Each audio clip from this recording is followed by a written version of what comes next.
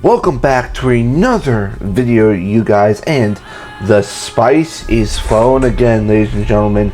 Today, Warner Brothers dropped the character posters for Dune Part 3, and the trailer hits tomorrow. As a Dune superfan myself, I cannot wait until tomorrow rolls around. So let's break down every poster, every detail, and figure out what Denis Villeneuve is about to show us.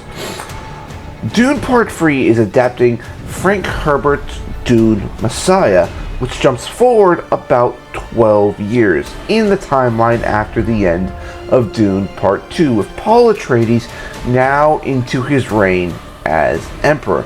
This isn't the scrappy underdog Paul anymore. This is a man who unleashed a holy war on the universe, and now he has to live with the consequences he has made.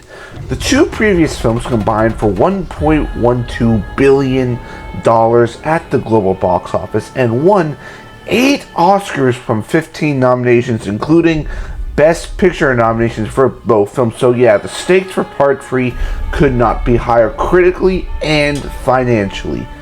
Now, the first poster we are looking at is Timothée Chalamet as Paul Atreides. Timothée was actually the first to drop his poster on social media today, and wow.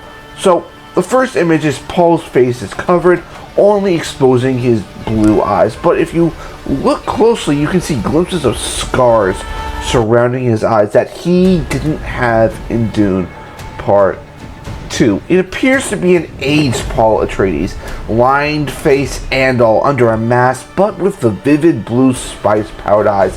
This is not the boy we have seen in the last 2 films. This is now a man. 12 years of the Empire have worn on this man. In a way, when I was looking at this for the first time, I got senses of almost like a Joker or a disfigured face, and I just think, oh my god, has this man been through something? Fan reaction online has been intense, and honestly, rightfully so. People were saying Paul looks scary, which if you've read Messiah, you know that's exactly the point. Listen, Paul has become a man who has raised war and conquered the universe. He's not the same naive, hopeful that he was in as Part 2. This is a guy who has been on the throne for a while. He's gone through a war, so that means that he's got scars mentally and physically. And I think for this, the question is, can Timothée Chalamet pull off an older looking Paul Atreides? We'll see when that trailer drops tomorrow. Now the newest character adding to this is Robert Pattinson as Scytale, if I'm saying that right. Now, here's the one everyone's kind of talking about. Robert Pattinson joins the cast as Scytale. Pattinson is playing the villain of this film, and he is a fancy dancer who serves as a key antagonist. I'll explain what that is in a second. For the book readers, you know exactly why this casting is really important to the film in the best possible way. For everyone else, a face dancer is essentially a shapeshifter. Pattinson's character can become anyone. His powers give him the ability to assume the appearance of others, and this is reflected in the poster, with his eyes shown to be misaligned in a curious manner. Pattinson described filming in the desert, saying it was so hot that he just couldn't question anything, and that his brain wasn't operating. Classic Pattinson energy. This casting is going to be something, and as we know, Robert Pattinson has always been an actor to watch, but we've never really seen him in the villain role, and I'm excited to see what he brings as a villain to the Dune universe when we've had great villains like the Baron, the Last Emperor played by Christopher Walken.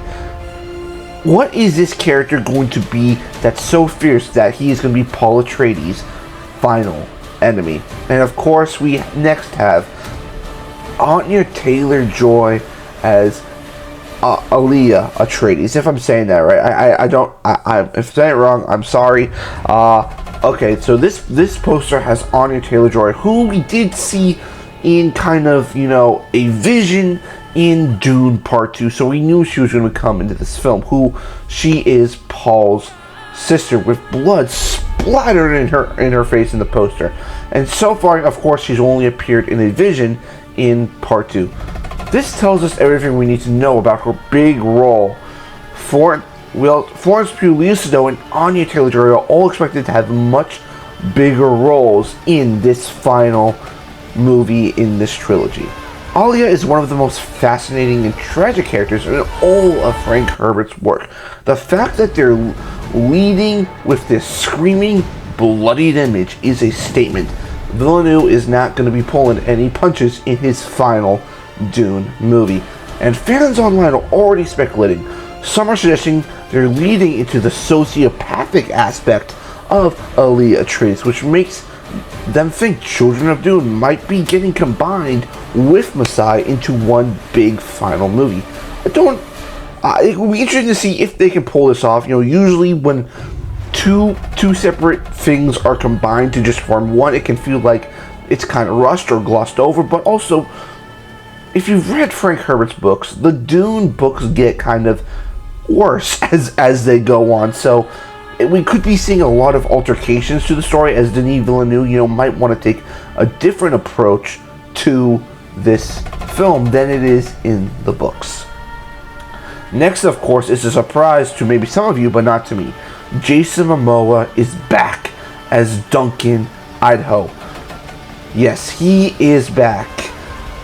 What is the reason why he's back? Well, I'm going to talk about that right now. Of course, we all know that Duncan died in part 1. He is back, but in a way of resurrection, which is very diplomatic wording. Of course, Robert Pattinson probably has a thing to play here with the return of Duncan Idaho, and I think honestly Duncan Idaho will most likely be on the villain side instead of the good side. And what is that gonna do to Paul Atreides? I wonder. Seeing, remember part 1, Paul really looked up to Duncan. Duncan was like his hero. He trained with him. He was like, man, you're so cool with you doing the Fremen.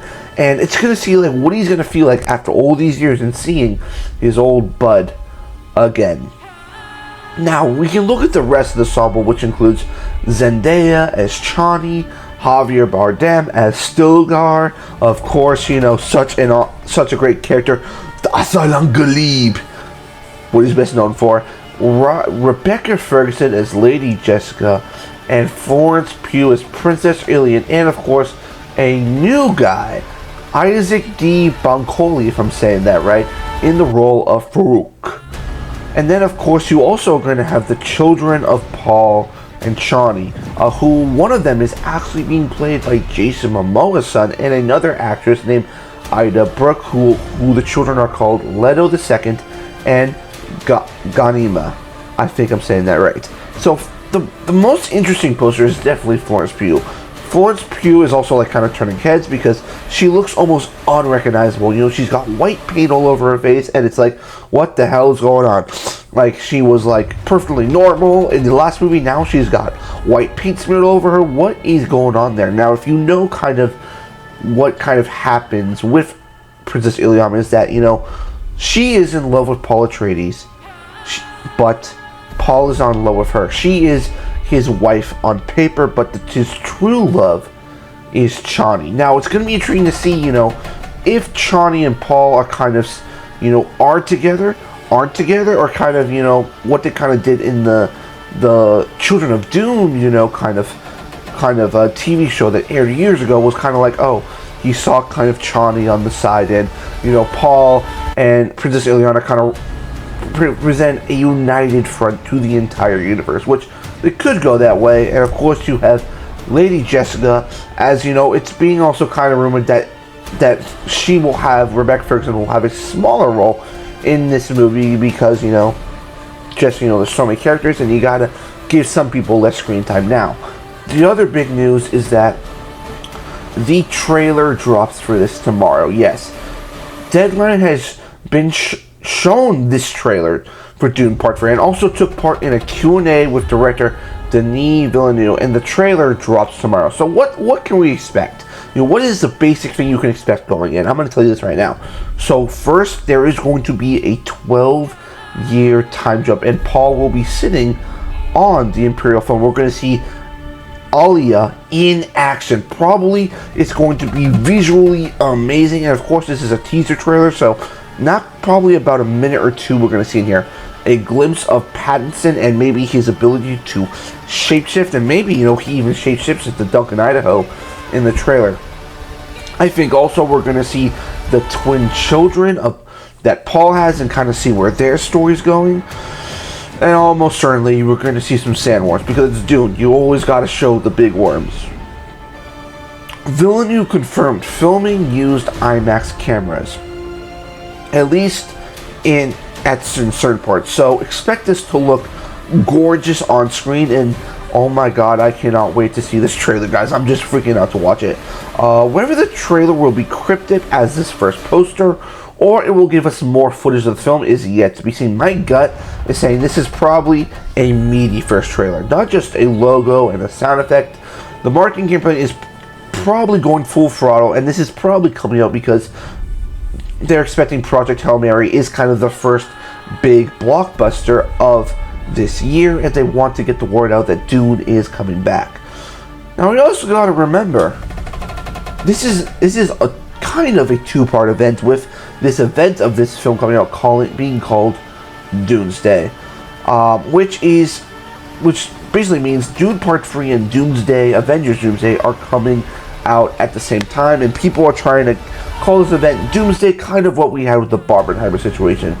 The thing is here, Dune Part 3 has an exclusive IMAX window during its opening weekend, giving it an edge over Avengers Doomsday, during which the dub Doomsday, and also a good thing to remember as well, Doomsday, I believe it's said Doomsday, or I think it's Spider-Man, do not have IMAX screens. It's either one of those, can't remember right now. This is a Dune video, not an Avengers video, so one of those movies does not have the IMAX screens. I think it's Doomsday, but that could also give a comparative edge over Doomsday. But of course, you're going against one of the most profitable franchises of all time. Doomsday is probably going to beat out Dune, even if both movies are excellent. But some are still expecting maybe they shift dates, but I don't think that's true. I think you want to build off this hype, this momentum. I think it would kind of be a waste to kind of just shift the release date. And who knows? We might watch the trailer tomorrow. It says now coming out summer or maybe early, 2026. Personally, I think the Dune movies are my favorite ever. Listen, Dune Part 1, I've watched that movie too many times over. I just can't stop watching it. And Dune Part 2, I don't give this to a lot of movies, but I think Dune Part 2 is a perfect movie. I saw that movie, I believe, 5 times in theaters. I've watched it numerous times on occasion, and it just, I compare these movies to how I feel when I watch The Lord of the Rings. Just the epicness in scale, and it really feels like being transported to the world of Arrakis when I watch these movies. But we're going to be doing some special Dune videos closer to the release of Dune Part 3. But that's everything from today's poster drop. The trailer is literally hours away, so subscribe and hit that bell, because I'm going to do a full breakdown and reaction the second it goes live. Drop your theories in the comments. What do you think the trailer is going to show us?